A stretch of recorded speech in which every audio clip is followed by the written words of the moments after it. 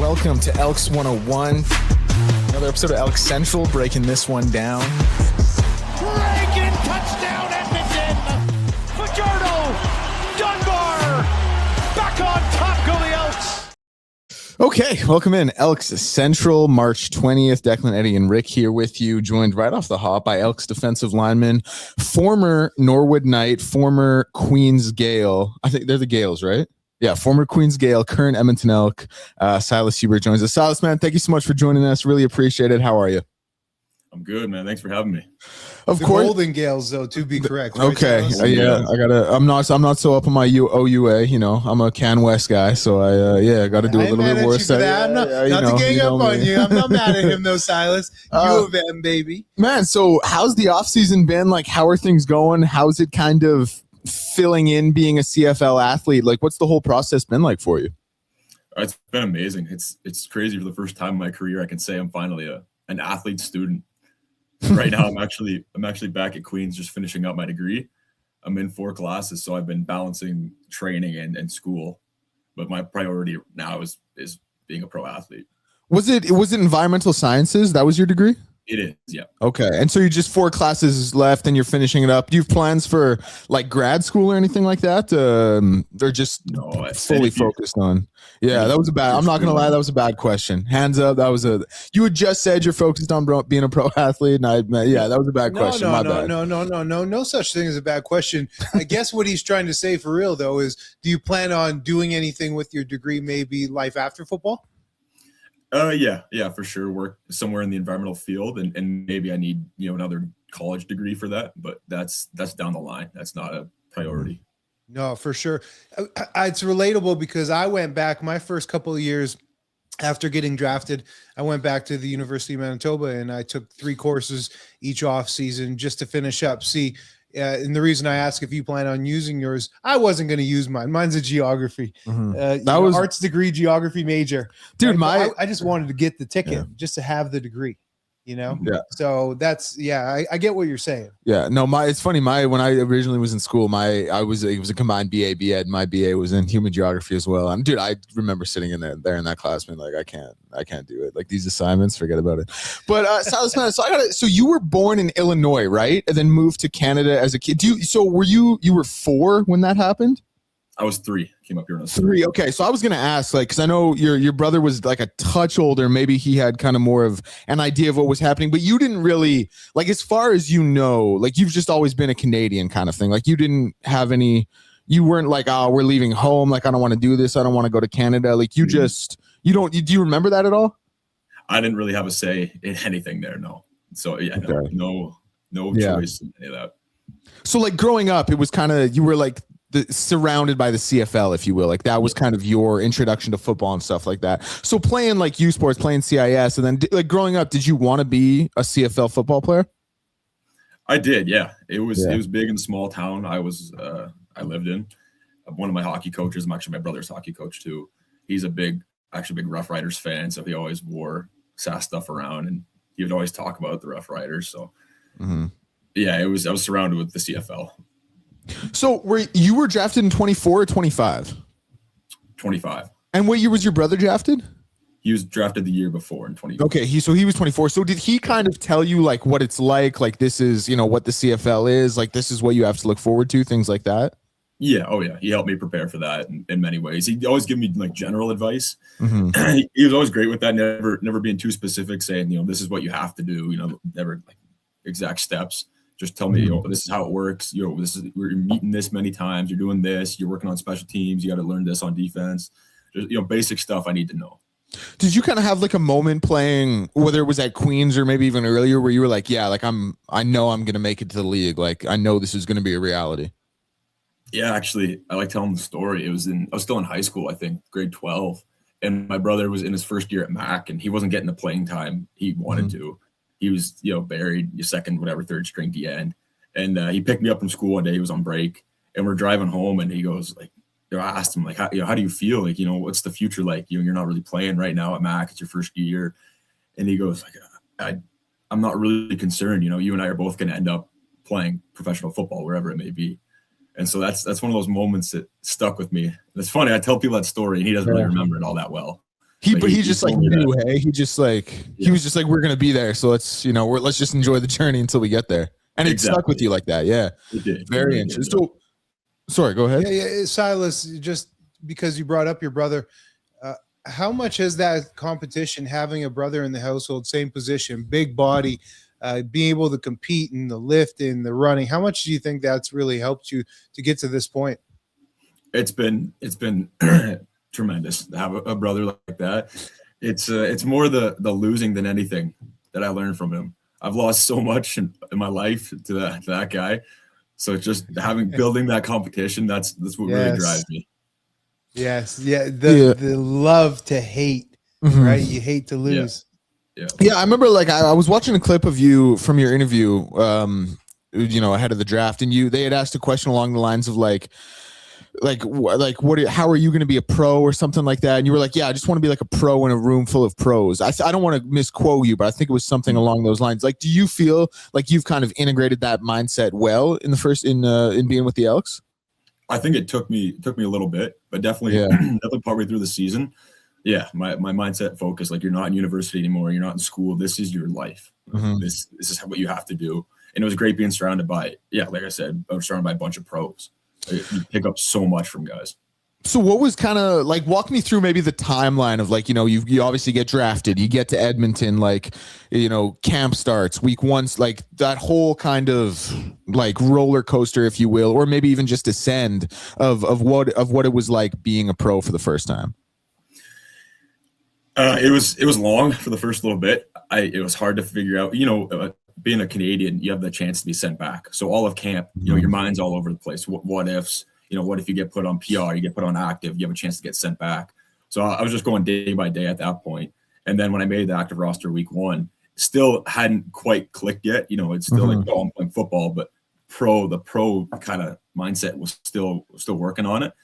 And then by week like 3 or 4, I think it just kind of kicked in.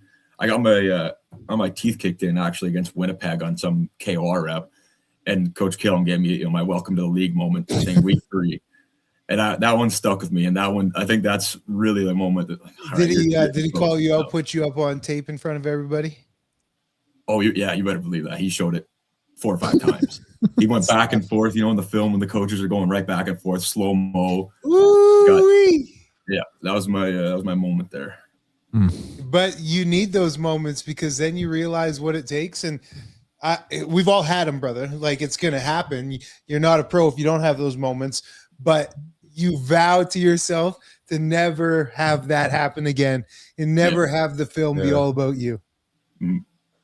That's cool, man. That's really cool. I was wondering, you mentioned earlier that you were learning how to be a pro. What vets in the locker room really stood out to you in terms of how they carry themselves with the professionalism, and what did you take?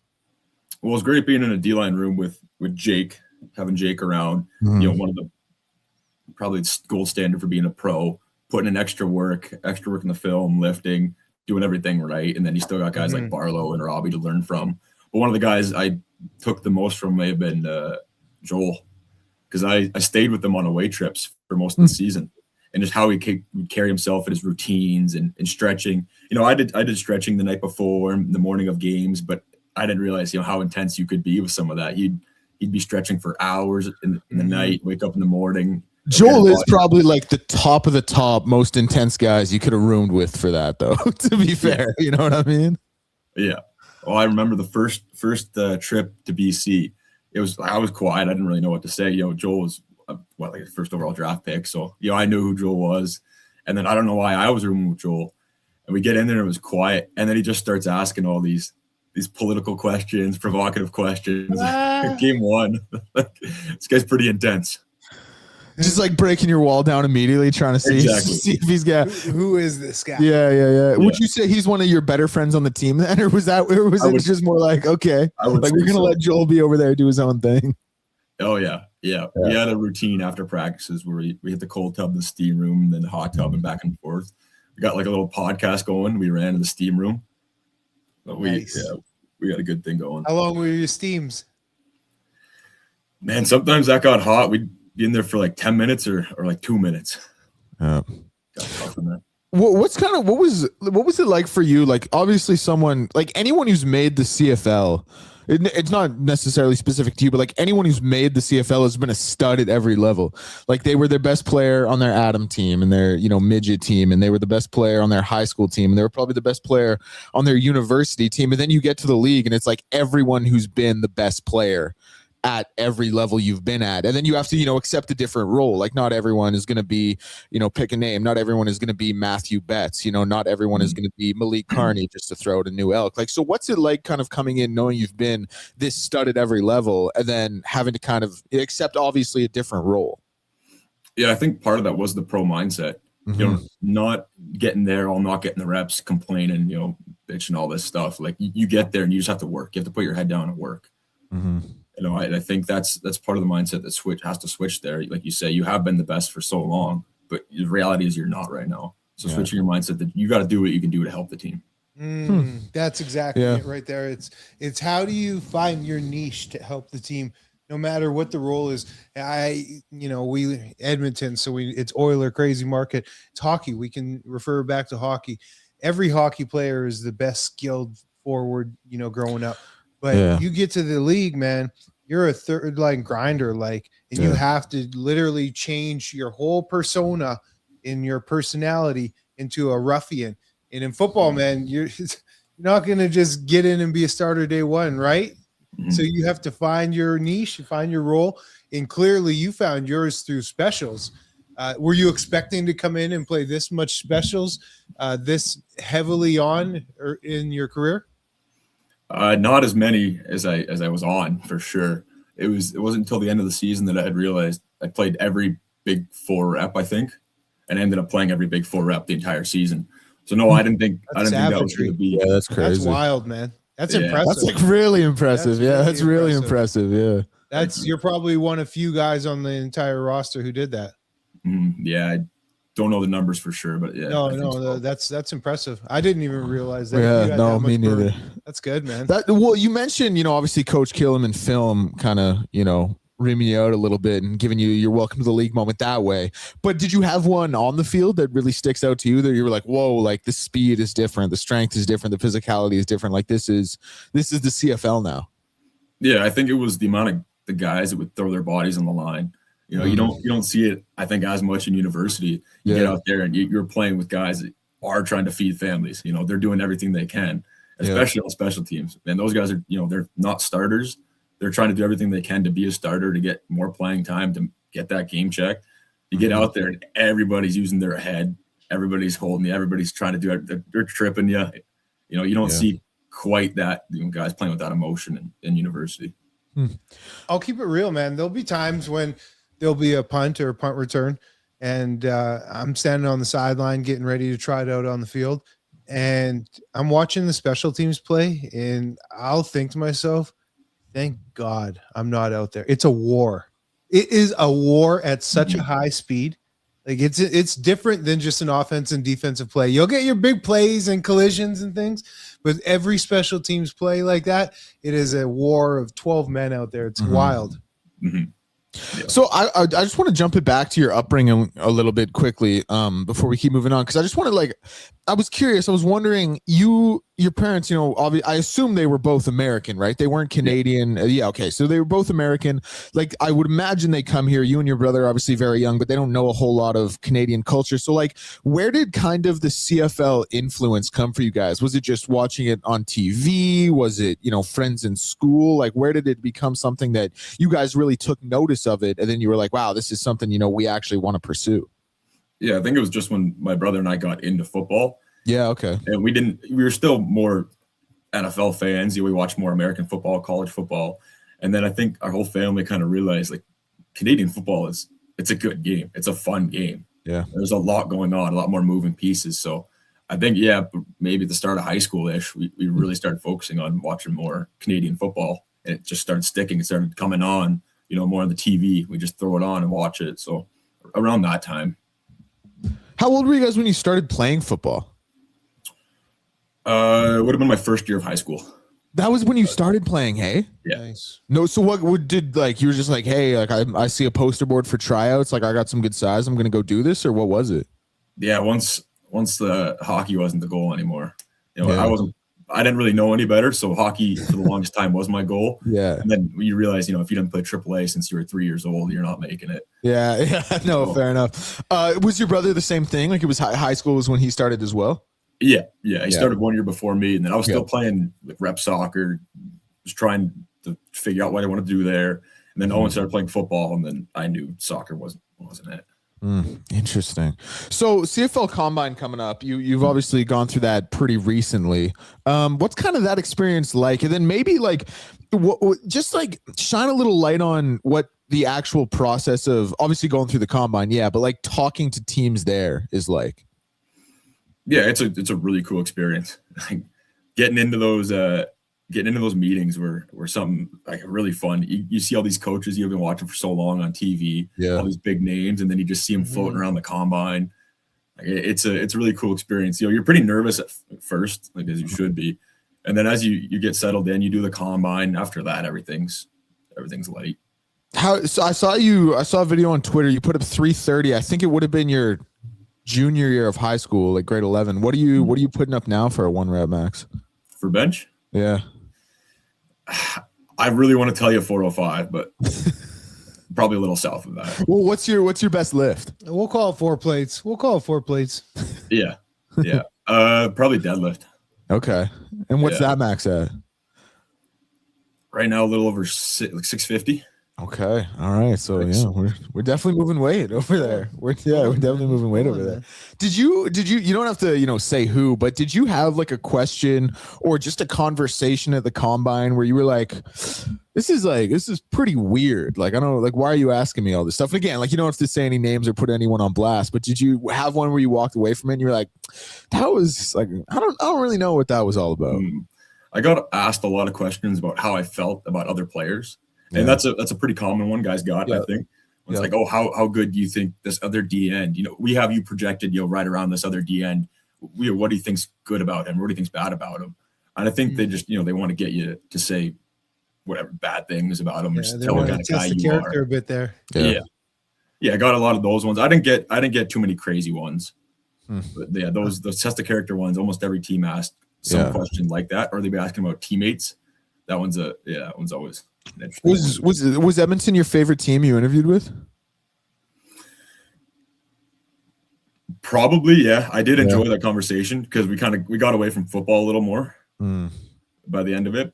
But yeah, it was good. I actually did enjoy my interview with Toronto. Same thing. The ones that got away from football, talk more about life. And just like humanize you a little bit, right? Like it's not you're not just like a cattle on the market. Like there's actually a person about. Yeah, okay, fair enough. With the on-field testing portion of it, what were like the strengths that you knew were really confident going into it?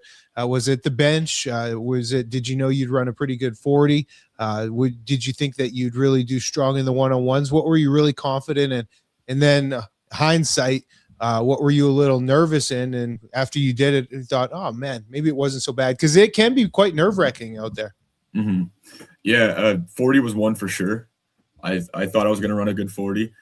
And I wanted to be a little heavier coming into it with travel and everything. I was lighter. So I wanted to run a good 40 at 270, but I ended up running at 265. And I think I got, a decent time there. It could always be better. Would you run? 476. Oh, wow. I thought it'd be way slower. Like that's, and you were disappointed with that, man? It could be slower, Dad. Just D lineman, man. Like I thought we were gonna be in the 4.9s. Like 4.76 is crazy. That's really fast, man. And especially if you would have came and did that at 270, that would have looked so nice. Mm-hmm. Do you remember what your 40 time was? Oh yeah. Yeah, I guess you don't forget, hey. Man, I was like 506 or something. Yeah. I wasn't like a burner. Yeah, no, for sure. I was like 290. But yeah, the one that surprised me, I did probably the poorest in was vertical. That's when I was testing. I was getting up to around 33, and ended up jumping 30. But everybody went before me there in vertical, and I saw everybody was cheating. And all the scouts are there writing notes when they start to cheat, and the people running the combine there, grab your arm, they force you up. Mm-hmm. So I didn't want to do any of that. I went out there and just stuck my arm up as far as I could right away and just jumped. Yeah. I see them writing down stuff when guys are trying to cheat it. Take guys 2 minutes to get set up because they're trying to. They're pinching their shoulder blade and everything.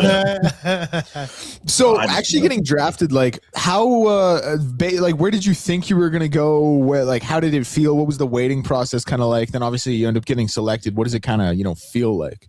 Yeah, usually the agents give out whatever your draft grade. They'll talk to the teams and give you your draft grade or rounds. I was anywhere from like 2 to 4. And ended up being 4th. Yeah, but I had no idea, like not a clue, whether I was going to go, start a 2nd or end a 4th or later. I didn't have a good idea. Did you have like a draft party with friends and family, anything like that? Just my family for the most part. Went back home. A lot of guys will stick around here, but I just went back to Norwood. Had you been out to Edmonton before you got drafted by the Double E?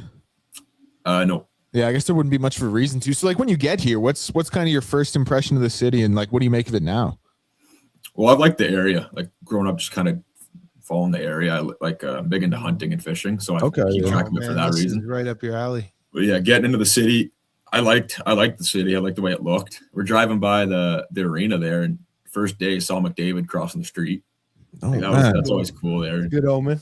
Yeah, I've been here 10 years with McDavid. Still, I haven't seen him once. So really? You got me beat. Yeah. Yeah, that was interesting. But I like the city. I really do. When you get out for like hunting and fishing and stuff, where do you have some favorite areas, some hidden gems that you like to get out to around the city? We've just been fishing North Sask, which is in the river. Done some fly fishing on some of the smaller lakes around, but I imagine this year I'll make some bigger trips. Do you get out with any teammates? Yeah, we started a little fishing club. Okay. So, I know Joel's in there. Plumber and I would do it.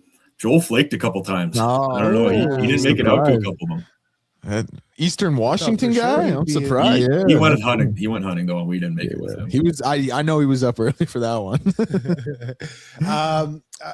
What was the biggest adjustment after you got drafted, coming from the OUA U Sport into the CFL? Is it clear and obvious just to say speed, the speed of the game, the pace of practice, the pace of the reps that you got to do everything at?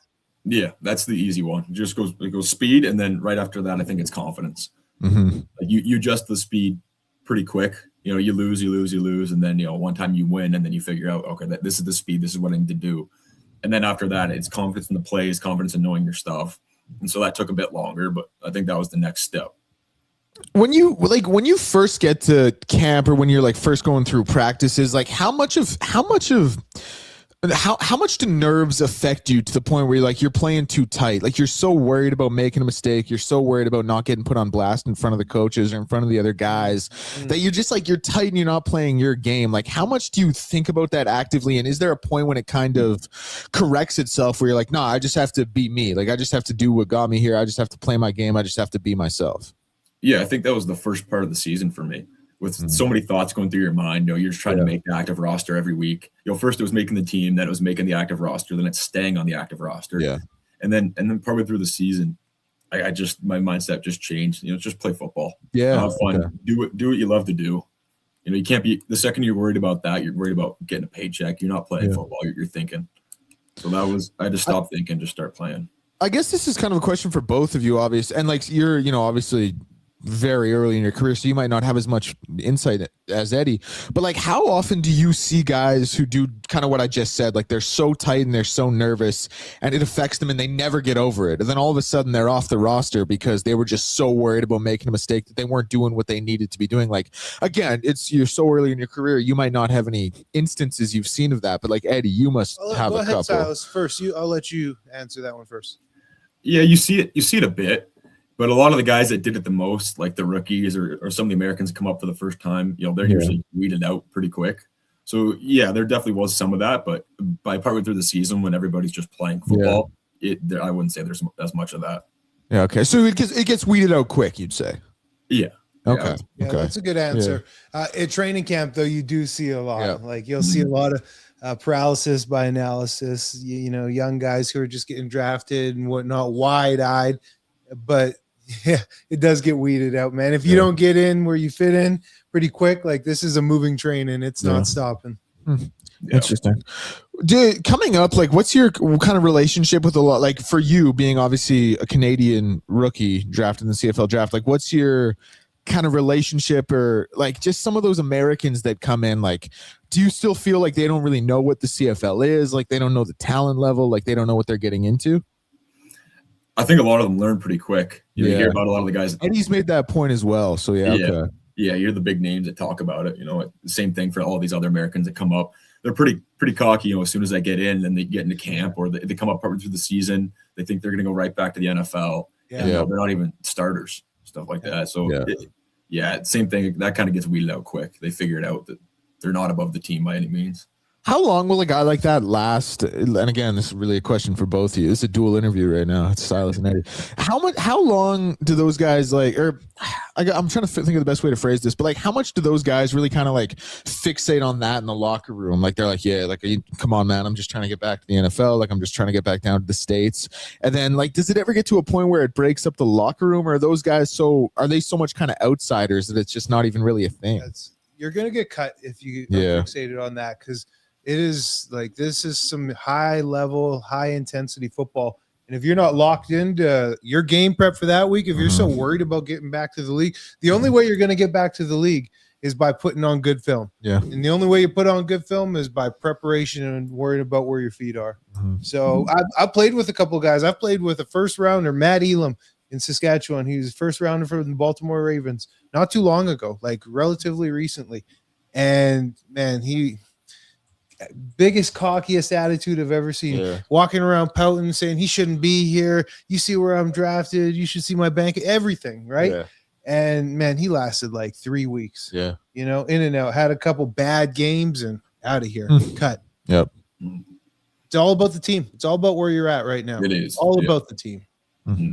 Interesting. So like, Silas, just as like a guy, like what are some of the things you're into? Like what are you watching these days? I know you mentioned the hunt and the fish, and like when you're not doing that, what else are you doing kind of around there? Are you here right now? Actually, I guess we probably should have led with that. No, I'm back at Queens right now in Kingston. Okay. Right. Oh my god. Oh yeah, we talked about that. Right. It's been school's taking a lot of we've been flying. It's been half an hour. I forgot already. But like when you are in the city, what are some of the outside of hunting and fishing? Like what are some of the things you like to do around town?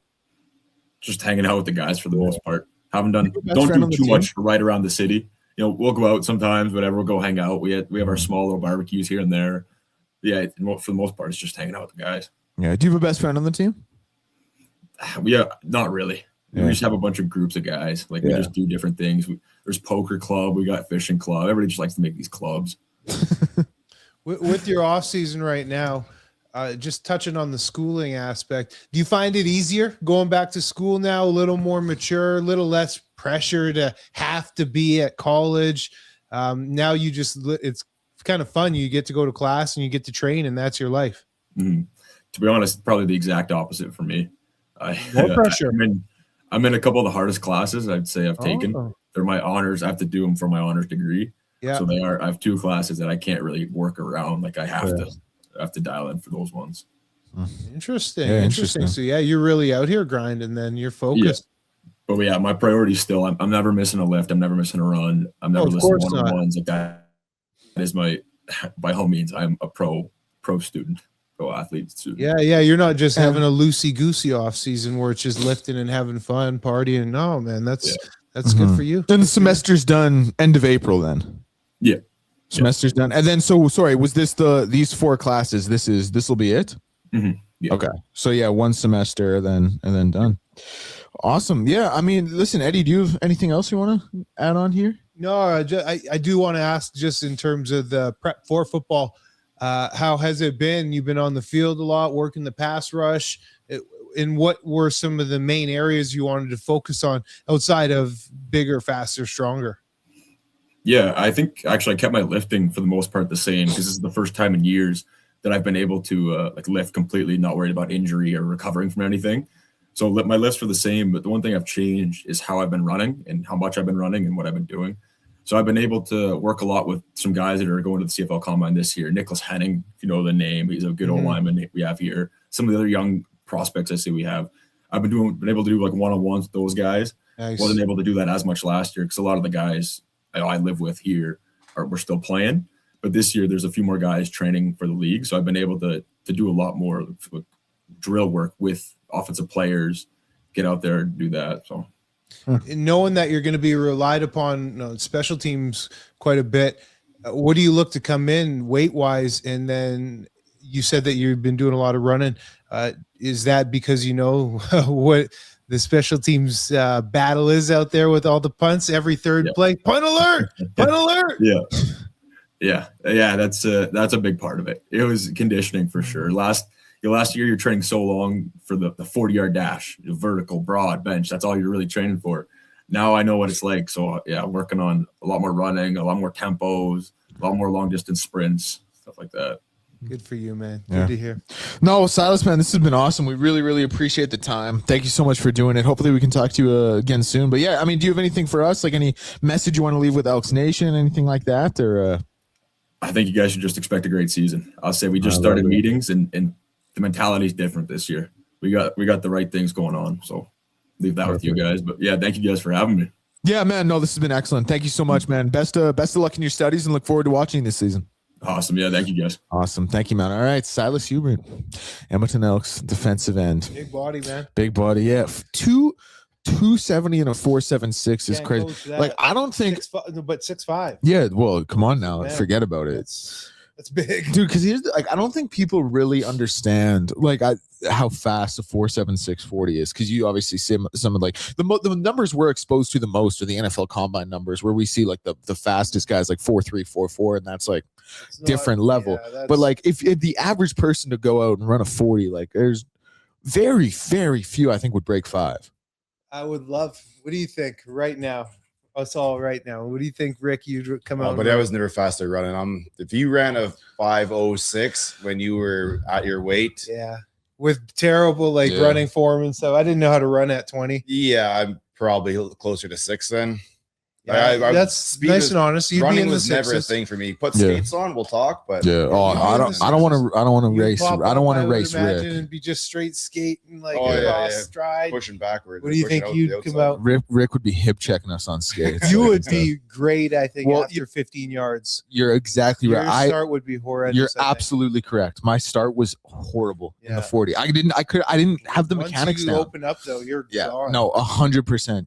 You said it exactly how I was gonna say, dude. And I just couldn't, and I like worked on it too. And it's not like really something you had to work on, because what did I run the 40 in high school? Like maybe 9 times ever. Like it wasn't like it was something I needed to really look forward to or do. But I still actively tried to work on my start, like getting out quick and like getting and like the momentum of like taking off and then like working your way up to those full strides. Exactly, slowly. But dude, I could like my start was horrible. Yeah. I couldn't get it down. So yeah, I think I'd probably. I think you would win a 40 with the 3 of us, honestly.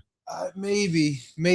I think that I like the ego thinks I'd be 5 or just sub, like high 4.9s, but in reality, I'd probably like a 5.2. Yeah, that's what it would come in at, you know. And then I'd be disappointed. If we're doing like a 15-yard to 55-yard, I think I would win that. Oh, for sure. You know what I mean? Like clean. But yeah, like that. Because you know what the other thing is, like with that start, if we were ever to do this for like a little Elks Nation content, like we go through the combine or something, I would be thinking about my start the whole and I would probably like fall over at the beginning. You know what I mean? Like I would just be so. We should do some content running. Yeah, some field drills and stuff, man. We should. Closer to the season. You know, just one little workout. Well, 300s. Have you guys ever heard of 300s? So you can do it in a variety of ways, either to the 50 or 25 and back. So you go 50 and back 3 times. Okay. So 50 back, 50 back, 50 back, as fast as you can. Or you could go 25 back 8 times. 8 times, yeah. So like man, that's that deep lung. Yeah. You know? Yeah. Like, you really be the 25 and back is almost harder though. Oh, I think it would be. Yeah, it would be. And it's the transitions too. Yeah, I'll do the 50. Yeah, the 50 you can open it up, kind of put it in cruise for a few yards. For sure. It's only 3 times. Yeah. Well, dude, you know what I would get in your head. You know what I would really like to do? I would like to, and I don't know how feasible something like this is, but I would really like to get, you know, a bunch of Elks fans, a bunch of Elks Nation fans, and we kind of put them through some drills. Combine. Like, yeah, we put a combine for sure. But even I just want to see them like I want to see it. along with You know some, what I mean? some of the staff from the nation. Yeah, Get absolutely. everybody involved. And just kind of put them through, like get them turning, do some one-on-ones, like Totally. do some things like that. Like I think that would be a lot of So fun. this year says the average 40-yard dash for an untrained average adult male is 5.5 to 6+. Yeah, Yeah, I it's- totally believe that. I was Sounds about realistic when I said 5.2. I think I could be faster, but man, even though we're runners, you're a runner. I consider myself, I can run, not a runner.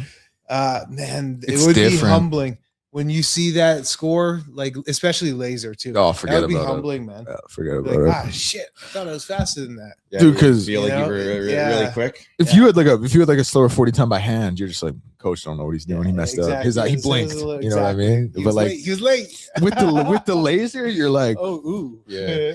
especially like, dude, it's especially like tough. And I guess I was never really in this position, but if you're like supposed to be like, you kind of have a reputation of being a bit of a burner and throw your 40 time up there, it's like 4.9, and the coach are kind of like, oh, Really? we're not You sure about we, that, we've, son? we've been drawing up a few too many nines for that guy. Yeah, but I think it'd be a lot of fun to kind of like, I don't know, again, I don't know the feasibility of this, but like rent out the field house there at Commonwealth and just Whoa. get like a bunch of Elks You fans. just go to a field. So Here's the segue. we though. did a fantasy football league, and when we started to figure out the draft, that's what we did. We did like a combine. Just at a field, eh? Yeah, Nice. Yeah. yeah. You could We easily had it do in some video games or something Totally. like that, but there was the bench Yeah. press, there was the Yeah. run, the kick. It's so Yeah, it easy was to awesome. do. Yeah, it's so easy to The do. problem might be like getting like you finding the middle ground of people who just want to come out and have fun and see what some of these drills are like. Like they've never, they've never had to run on one-on-one. And then you get some guys who are like, former high school players who really want to press you Yeah, at the really, line yeah. and stuff. You know what I So mean? you're Like, saying it's a beer league game. yeah, for real. That's what it would be like. Uh, We'd have our shades and clipboards, me, you, and Rick, and Yeah, we'd be yeah. locking it down like Out there coaches. coaching. Yeah. Yeah. I love coaching, man. Coaching's awesome. What's funny is I saw a clip on the internet today, and they were talking to who's the tight end that he's the coach. He also works for Fox. Greg Olson? Yeah. He's like, you know what? If I had to Oh, yeah, choose yeah. one, High he's school. like, I love doing the games. I love commenting. He's like, but if I had to choose one, it would be coaching kids. Well, it's more life-giving. It's For sure. more rewarding, for sure. Way more fulfilling. Yeah. And No his doubt team's about it. got to be incredible because I think it's him and Luke Kuechly as Yeah, two coaches oh on yeah, that team. for sure. Yeah. And I've heard they're beasts over there. Yeah. Like just coaching aggressively. But with the combine being here next week, Yep. still waiting to hear back from the league. Reached out to them, Lucas Barrett, to hear if we can get Sure. credentialed to be around access. So that'd be sweet. No, it'd be Because incredible. Yeah, I would kind of love that. forgot, I was thinking, okay, I'll just reach out to Mike and think it's easy peasy. But Goes no, to the this is- CFL, This is yeah. it's a big event. Yeah. All right. Going back to my combine days, there was just no podcast just hanging around. Yeah. You know what I mean? So Yeah. that'd be awesome if we were able to.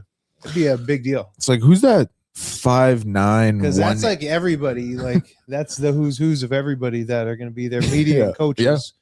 You That's know? what I'm saying. It's like, who's that 5'9", 180 dude in the red sweater with no team affiliation talking about That's me? white Like, chocolate. That's white yeah, that's chocolate, white baby. chocolate. Yeah. Chocolate. No, but the combine, like I've obviously never been to a live CFL combine, and it is like to see these athletes kind of do what they do at that level. Like it's really cool stuff, and like people will watch the NFL combine. And is the CFL combine televised? Like, do they? I don't. No, like, Yeah, I think you can go via YouTube. you can like TSN find online. TSN might have it on like a special It's not going to be channel. on It's like not 1 on- through 5 though. Yeah. No.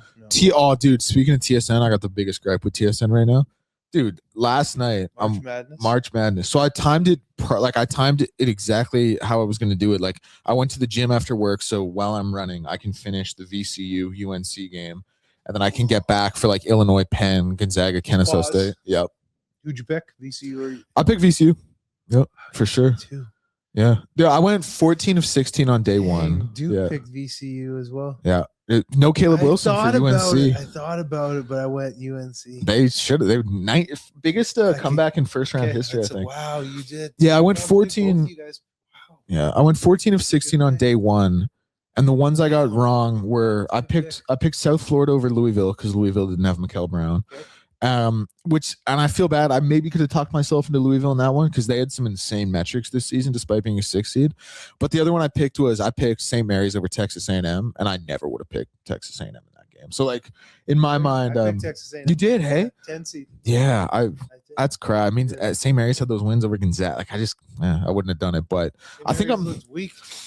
Yeah, Metrics look weak. Yeah, well, I mean, clearly they scored 50 points and they're going home to a team that's probably going to lose in the round of 32. So, is what it is. But yeah, I think I'm leading the fantasy frenzy pool through day one. What's So your name? it's just Declan Krueger's bracket or something like that. Yeah. Tip off in a couple of minutes here. Yeah. baby. Tip off in a couple minutes here. What's the first game actually? I have no idea. I'm betting 14 to 16, huh? Yeah. You're on a mission this year. I have to be, man. You have to. You have to. And it's, dude, the thing is, like, people will ask me to make their brackets for them, and I'm just like, you'll do it just as good, if not better, if you just fill it out yourself. Like, just pick. I can't believe you picked VCU. Yeah. So we have Santa Clara, Kentucky at 10:15. That's right. Akron, sorry. Texas Tech. Yeah, somebody said Akron. that out in the office yesterday. Who's Akron? Oh, man. So you You picked got a it couple of those 9s over 8s as well. Picked St. Louis. Yeah, Picked likewise. TCU. Likewise. Yeah. I Then picked those ones. then today I For you. think actually, you know what? I picked all 9 seeds because I picked Iowa over Clemson, I think, and I definitely picked Utah State over Nova. Good So pick. Big East was weak this year. Yeah. Well, you know what? There is, I guess, a seat on my throne, so you need to Yeah. win one. Yeah, I've man. already won one, You do. so- Yeah, you get to. Gucci, you got baby. the ring. You get to talk forever. You and Donovan, man. That's crazy. Like Donovan's that's crazy. I'm surprised, Donovan. I know ball. Like ball's Yeah, my yeah. sport. Like I love football. Football's a passion, but I know basketball deeply too.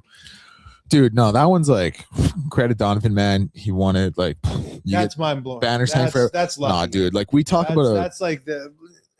nah, dude. Like we talk about a blind squirrel finding a nut. That's like a blind blue whale. That's mad. It's like a blind and deaf blue whale with its fins That's cut why off. I guess it finding a is nut. madness, right? Yeah. The So do turning you guys is madness. watch these games? Like not the madness, but before that, you go in knowing a lot about this. Oh, I tournament. do. How I you get do. the I information don't. because I it's not don't really watch on it TV. like that, but you just grow up with the knowledge. Like I used to when I had more time. Yeah, I Now watch that it I'm like a family man, like what? But before I had a family, yeah, I was you. I was dedicated to it. All Yeah. I did was play games and watch games. But it's not like they have those games on TV here very often. No, but you're aware of the conferences Yeah, and the so you're just kinda keeping an players eye on and it. coaches. And, And you can find the games. Like they will be out there. yeah, it's easier now. yeah. for sure. I used to be a bigger college basketball guy than college football guy. I don't even know when it really flipped. Like now it's obviously college football is like my kind of number one thing. It's harder nowadays, though. To Rick's point, with the nil era, just because like there's so much more movement. Yeah. I loved it when there wasn't this crazy wild west movement. Yeah. Now it's like you're Yeah, you following guys- players, and it's harder to track. Yeah, for for sure. sure. Yeah, definitely. I forget what I was gonna say. I cut you. Yeah, I off. just figured No, there wasn't a lot of games on it. Like I no. You're Did right. you look at TSN, you're like, oh, there's 3 different games on right now. Oh, well, that's what actually. Okay, so speaking of TSN, yeah, this is what I started saying. So I was watching the VCU North Carolina game at the gym. And so VCU, for anyone who missed the game or didn't know, they erased a 19-point deficit. So the game, UNC has the ball with 2.4 seconds left. They turn it over. Tie game, 75-75. VCU is about to get the ball back with a chance to win the game. TSN changes the feed to curling. Before the steal. But just after the steal. So the steal, it goes out of bounds. VCU, they call a timeout. They're drawing up their play. Yeah. They're about to get the ball back. And TSN switches to curling. They switch, and nothing against curling. This isn't an anti-curling thing. No, it is No, it's the women's it is- world championship yeah. too. So it's But not there just was the regular- programming. They just Yeah. cut it right at the Exactly. top of It's the hour. nothing against curling. I'm sure the curling ratings on TSN do better than the college basketball ratings. I'm not disputing that. But it's the way it dude, it is an 11 seed Mm. that has erased a 19-point deficit against not just like a 60, but North Carolina. It's 75-75. North Carolina just turned it over. You're gonna have a chance to win the game with 2.4 left. And this is the thing, like they switch it because it's about to be 10 minutes of theatrics. We're about to see, like, we're not even going to get to the first rock of the first end for another 10, Yeah, it's 15 intro. minutes. I went on Twitter immediately and TSN was getting flamed. Really? They were getting Makes crushed. sense. Yeah. Yeah. I couldn't believe it, man. Yeah. And the That's thing where you is, can do like the split screen or something like that. Like if you've got yeah, A because my little thing is, carryover. yeah, like this is not just a regular game, right? Yeah. This is the tournament. This is why It's a you bad have this look. many people watching your channel right now. dude, You've got to do It's a something. bad look for the basketball audience too. because man. yeah, my thing is like, so obviously I was at the gym, like I planned it this way. Like I was like, I'm gonna finish this game, my run's gonna time out with it and go. But like you would think like, oh, okay, like if I was just at home, I wasn't at the gym, you just throw on TSN 4, it's going to be on there, right? No. Apparently, read this on Twitter as well. By the time they changed the feed on like TSN 4, TSN whatever it was, they had missed VCU's final possession. So they didn't even get back to the feed in time to see VCU like take that shot. Tough luck, man. And now they ended up going on winning in overtime. But yeah, man, it was tough. Did you fill out a bracket, Rick? I have one filled out at work. Yeah, I don't know exactly where we're at. Who's your final four? Do you remember? I don't remember off the top of my head. No. Do you remember yours? I'm definitely one of those guys just throwing darts at a dartboard here. I picked Duke though. I picked Duke too. Yeah. Those are boys, man. Yeah, dude. Well, like them. Caden, like he averaged 7 points a game this season, 6, 7. He had a huge first round, and they needed it. But that team is really like respect to Caden as well. But that team is kind of Cam Boozer and everyone else. You know what I mean? Like it's Cam is strong. Someone said they got a lot of shades of 03 Syracuse, like where it was Mello taking over, and just a decent supporting cast. And I feel that. Like I think Duke's like that. But yeah, I had Duke, Houston, Arizona, and Michigan. It was pretty chalk. I'd have to.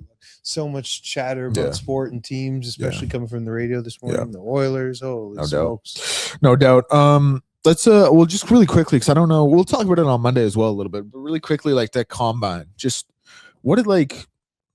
It seems too easy of a question to ask. Like, what are teams looking for? But what's something maybe you didn't realize when you were at the combine that teams and GMs and scouts are really keying in on that you wish you would have known?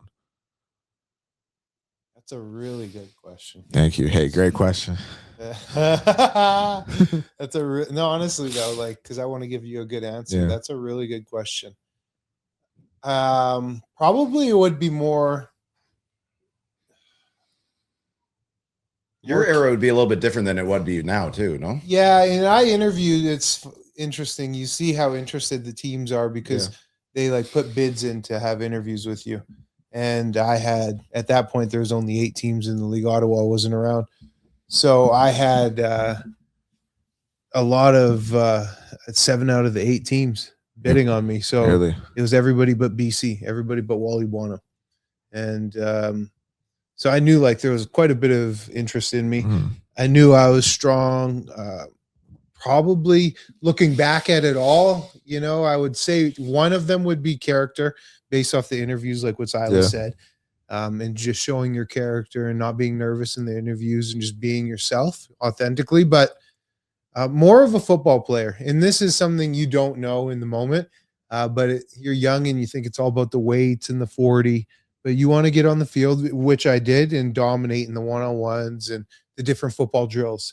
And that's where they really want to see, like, ultimately you don't play weights, you play football. And I wish I had that mentality and knew that going in. I learned that through the pros. Yeah. Right. So that would have been cool if you could go back and have that and show how good of a football player you are in the actual on-field drills. Interesting. Did you feel bad? Did you feel disrespected from BC? No. That didn't stick with you over your career? No. Look at that guy. Like, hey, why didn't you want to see me? No, it didn't stick with me. It was like they had an American defensive line and had an American defensive line for a long time. So, it didn't like at that point in time. No, because I was happy. I had a lot of love from all the other teams because there was the majority of guys had like 3-5 teams, request interviews. So the fact that I had, the guys would be like, oh, wow. Yeah, wow. Only like the higher end prospects had, a full list of guys. Similar question I asked Silas, exact same question actually. Did you like not even gonna change it? Did you have like a specific conversation or a specific question where you're like, that was really weird? The one that caught me most off guard probably would have been just the generic cat or dog type question. What would you want to be, a cat or a dog? What was your answer, dog? Oh, for sure. Obviously. Let's forget. No, come on. That's an easy one. Would you answer cat? Like, what does a cat bring to the table? Well, I'll say this. Cats a lot more independent than dogs. Okay. If you're like breaking it down from that kind of side of things. Okay. That's all I can think of. That's all I can give. That's the only credit. Shout out cats. Everybody goes with that too, right? The cats are kind of, they do it on their own, where dogs want to be part of something. So if I'm a coach, I probably don't want the cat. Yeah. I don't want the dude sitting in the corner of the room by himself. I want the guys getting the team together. And then you just think overall personality. Cat's a little weaselly. Yeah, they are. Right. No, they got some Randall Weems vibes Yeah. for sure. Oh, there we go. Yeah. Little recess Or reference. dogs or TJs. Dogs are TJ Detweilers. Mad TJ Detweilers. You know what I'm saying? So there we go right there. All right. I like it. Anything else you guys want to add on? Anything else you guys want to leave us with? I think. What's your weekend look like? What it's gonna look like? Yeah. It's gonna look like the inside of a bar. Honestly, it's tough to predict what these nights will be like, especially with St. Patty's being a Tuesday. Is everybody rested up and ready to go again? Last weekend was really good. So Does the weather dictate things much? Because it's gloomy out it does, and I think so. I don't think this weather is going to bother us too much because it is relatively warm out there, and the snow's kind of going away. This is not like it's super dark and it's super snowy and it's minus 37. You look outside. Showing. Yeah, this is like that's good line stand in concrete. This is like, you know what? This is getting better. This is getting better. It's time to wake up. We're starting, today is the first day of spring. Let's get out there. Interesting. Yeah, I definitely had a follow up. I can't remember it at all now. That's tough. I blank out. Do you blank out a lot when you're like you have a question and then you're hearing and you have the conversation and you forget what the question was? I'd like to say not a lot, but for sure it happens. Yeah. It just happened this second with Rick. Yeah, like that. Yeah, then it'll come back to you like right away. Later. Like it happens. Just through a conversation. Well, even interviewing these guys, like you guys don't like. Sometimes you bring paper, sometimes you don't. I'd be sitting there going, there's 10 questions I definitely want to get to. And then because it also helps you kind of like just put the whole conversation together for 30 minutes. I think maybe my biggest thing actually, just to kind of Rick's point there, is like I try to move away from it of like just it being a question and answer and having like a natural conversation. But then sometimes I find myself like not realizing how I can carry on a conversation, so I have to go back to just asking a question. You know what I mean? But I think it works. I hope it works. I hope people like it. I think we're okay. I think we're doing all right. Okay. So I guess that's it. All right. This has been awesome. Elks Central, March 20th. Shout out to Silas Hubert for joining us. I think we're looking at Cordell next weekend in studio, possibly. Good. Or no, that's not true. Week after that, because Combine. We're looking at Combine. Hopefully we can get something set up there. TBD. We'll talk to you guys on Monday. Love you guys.